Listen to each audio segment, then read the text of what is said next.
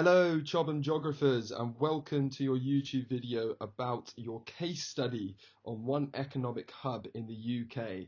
And our economic hub that we're going to be looking at is Canary Wharf, and we're going to be looking at its significance to both its region and also the UK. And we're also going to look at it on an international scale as well. So as we go through this video, we're going to be looking at how it has changed, its significance, and then we're going to pull apart an exam question that you're going to have a go at the end. Hope you enjoy. So let's start by looking at what an economic hub means. An economic hub is an area in which there is a lot of economic activity, particularly in the financial services. With hubs, it benefits firms within an industry to co-locate in a certain area because it's easier to hire capable workers where these industries are concentrated. If you think about this word hub is like a metaphor. If we think about a wheel with a hub and spokes, the hub is the center of the wheel where the axle connects and the spokes converge, and therefore is of central importance to the mechanism. Cities or regions where an economy's financial services are located are of similar importance to their respective economies and are thus called financial hubs.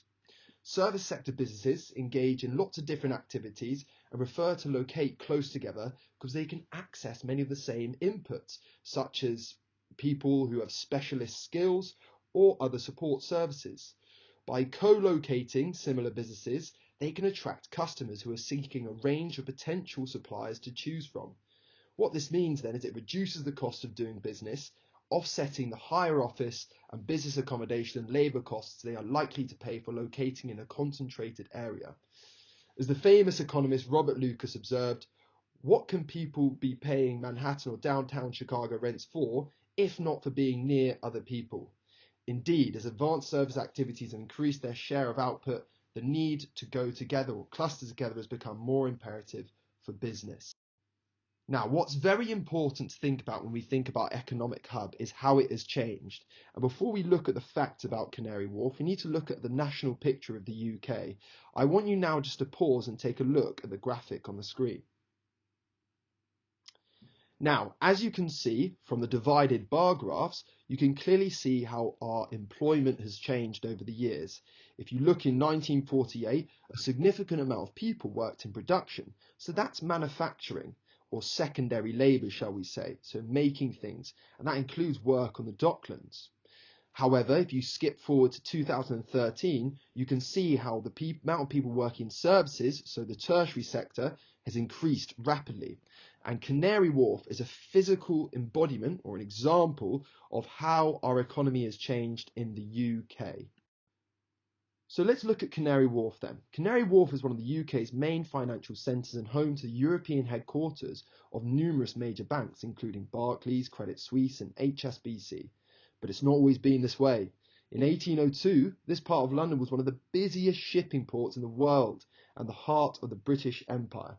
So Canary Wharf has always been an economic hub, but the way the economic activities that have happened there have changed from being a port to being a financial centre.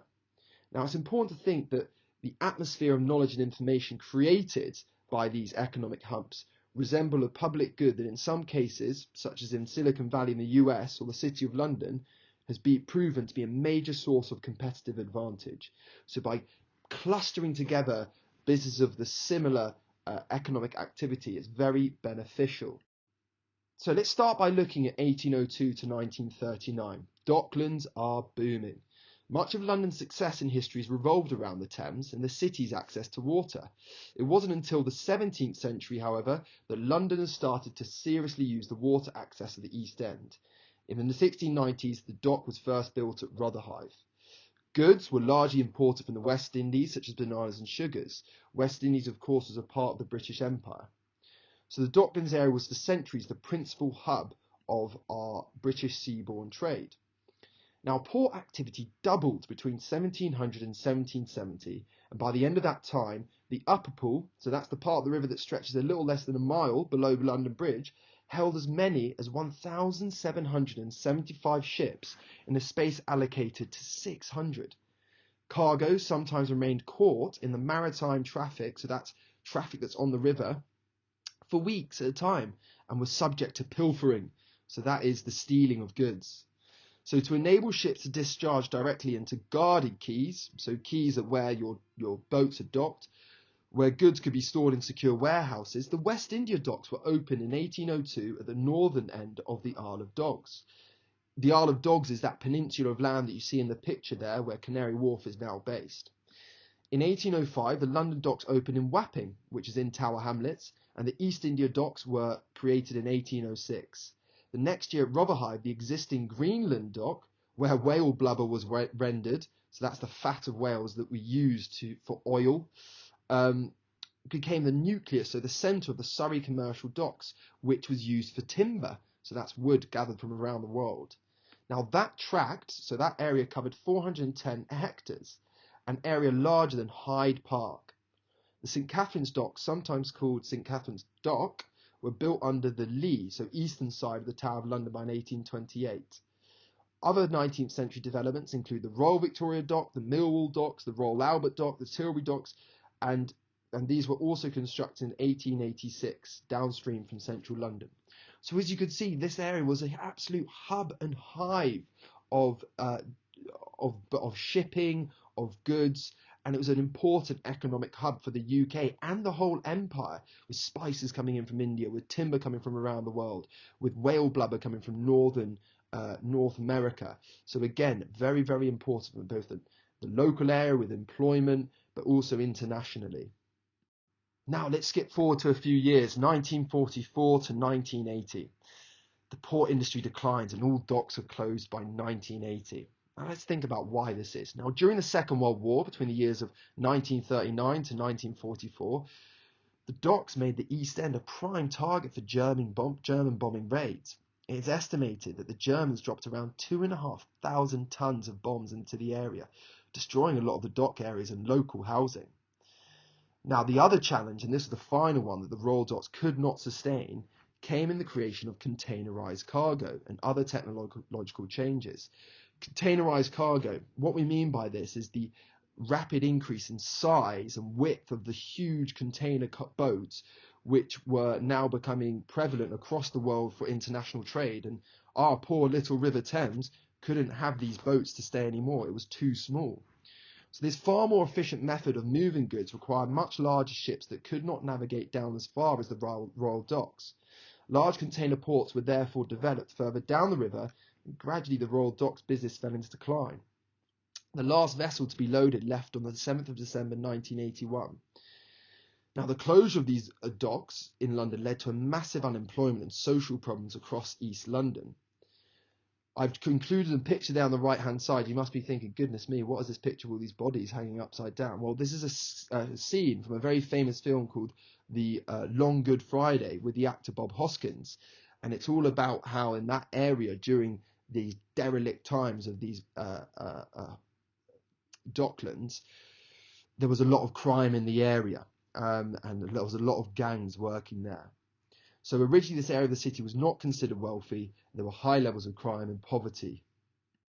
So what did the UK government do about it? Well, in 1981, Margaret Thatcher, Secretary of State for the Environment, Michael Heseltine, set up the Docklands Development Corporation to try and regenerate the area. Regeneration. So essentially what that means is taking an area that is derelict, that is run down, abandoned and so on, and really turning it around to make there more economic activity. A classic example is Stratford, where we are right now. So to revitalise the area, the Docklands were granted Urban Enterprise Zone status in 1982. This meant it was a lot cheaper for business to come in and much cheaper rents to build. So 1988, construction of Canary Wharf begins. So 1991, tenants started occupying Canary Wharf, including Morgan Stanley, HSBC, Citigroup and Credit Suisse, all very big international banks. Over the years, other businesses including newspapers, the Telegraph and the Independent joined the banks in the East in 2005. So there are 120,000 daily workers in Canary Wharf, and the area supports more than 398,000 jobs in total across the UK. So very significant on an international scale. Many of the companies that were founded and housed in Canary Wharf have since expanded to a national level, creating jobs in satellite offices across the country. So that means they've created offices in other places like Birmingham and Manchester and other places in the southeast. Let's think about the infrastructure. So the area now has its own railway connecting it to central London, the Docklands Light Railway, or DLR, opened in 1987 to develop the transport infrastructure with the aim of encouraging investment. Also, it has the London City Airport right next door.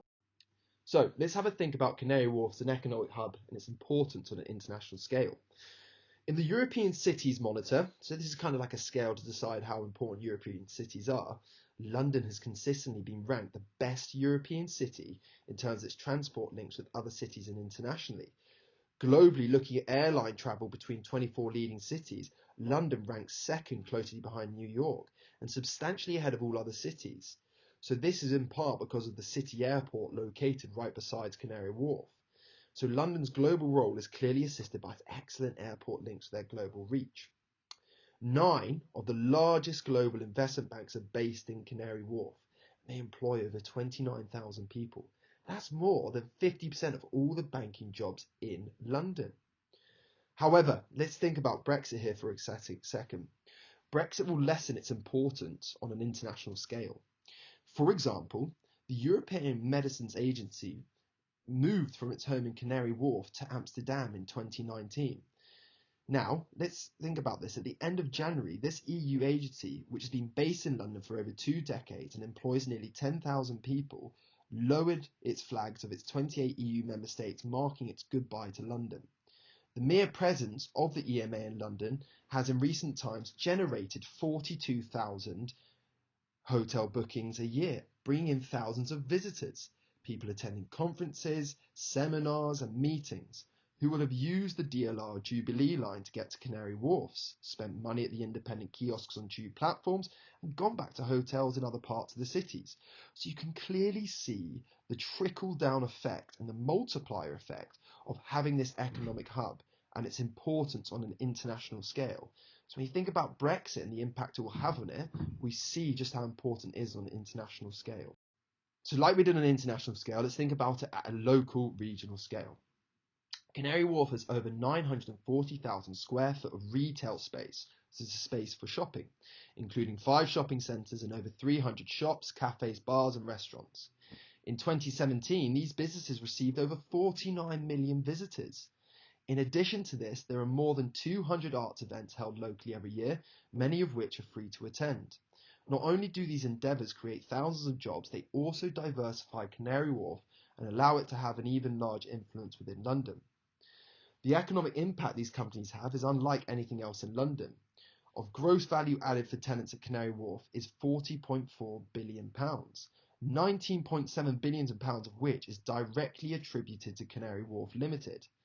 The area has also generated over £1.6 billion in contracts with East London's small or medium-sized companies since 1997, which is 16 times the rate of other economic centres like Heathrow and King's Cross. So again, very important for local people to be getting economically benefited from it.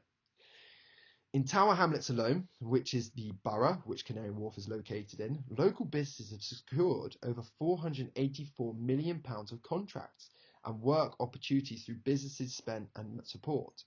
Canary Wharf Group are committed to supporting local business, and in 2017, 41% of the group's own spend was with local companies. So it's that time then, geographers. We need to take a look and think how this applies to our exam. I've chosen the following question. Assess the significance of one economic hub that you have studied at a range of scales. So the structure for a 6 marker, 2p paragraphs.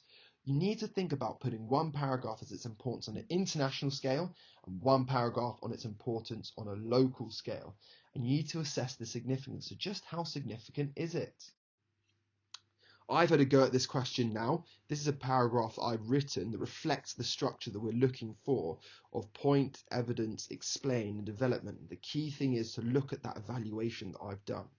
Have a go at this question, answer it, hand it into your geography teacher and get that feedback. I've really enjoyed doing this video. I hope you've enjoyed it too and found it useful. And thanks for your time. Bye-bye.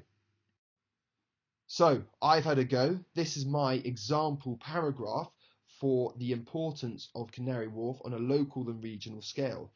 I want you to read this. I want you to help you use this and write your own answer to the 6-mark question, making sure you do a paragraph on Canary Wharf's importance on an international scale. Once done, please give to your geography teacher, get it marked, and I wish you all the best. I hope you've enjoyed this video as much as I have, and thank you very much for your time. Bye bye.